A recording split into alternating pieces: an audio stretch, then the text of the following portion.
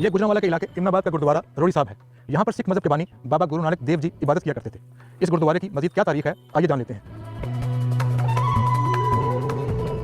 ये गुरुद्वारा रोड़ी साहब है। यहाँ पे गुरु नानक देव जी महाराज जी जब पहली उदासी में आए थे, पहली दफ़ा आए थे, तो यहाँ उन्होंने रेत और रोड़े की पिछाई करके इधर बैठ के उन्होंने इबादत की थी। अच्छा, अल्लाह की इबादत की थी, बंदगी की थी।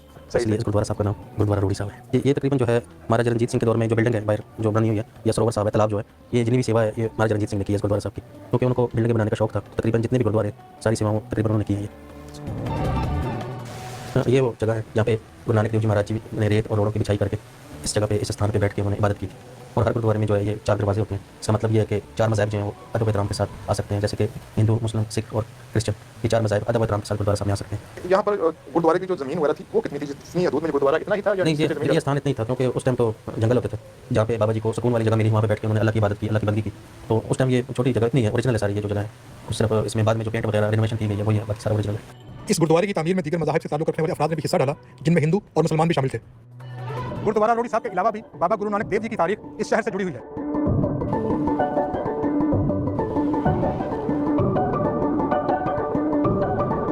इसकी कोई तारीख बताइए कि ये कौन सी जगह है? ये गुरुद्वारा चक्की साहब है, जो कि पहले वक्तों में बाबर बादशाह का जेल खाना था।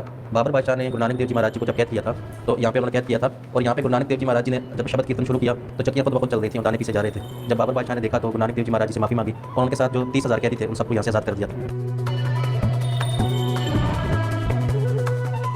ये वो जगह है जहाँ पे बाबा जी भाई लालो के घर आए थे और इधर उन्होंने कोतरे की रोटी का प्रसाद खाना खाया। अच्छा, वही जगह है। ये जो थे भाई लालो जो थे एक तरखान थे, कारपेंटर थे, जो मेहनत मजदूरी करके अपना पेट पालते थे। ये गुरु नानक देव जी महाराज जी के सच्चे भगत थे, उनको मानने वाले थे, मतलब जो है खड़े थे। तो एक दिन जो है अक्सर आया जाया करते थे यहाँ पे।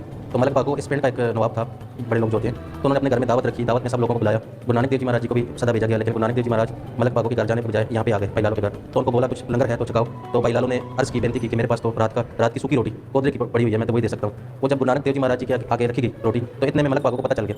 तो उन्होंने हंकार में आके ये बात की कि मेरे लालू तरखान की क्या औकात है, मैं इस पिंड का नवाब हूँ, वो गरीब आदमी है, उसके पास तो कुछ खाने को कुछ नहीं मिलता, वो बाबा जी को क्या लंगर चखाएगा। इतनी बात करके जो भी उसने भोजन तैयार किए थे पकवान को लेकर जब यहाँ पहुंचा, तो यहाँ पे फिर गुरु नानक देव जी महाराज जी ने हक और सच का एक फैसला किया। सीधे हाथ में भाई लालू की सूखी रोटी पकड़ी, दूसरे हाथ में मलक बागो के पूड़े। सूखी रोटी को जब दबाया उसमें से दूध निकला। जब मलक बागो के पूड़ों में से निचोड़ा तो उनमें से खून निकला।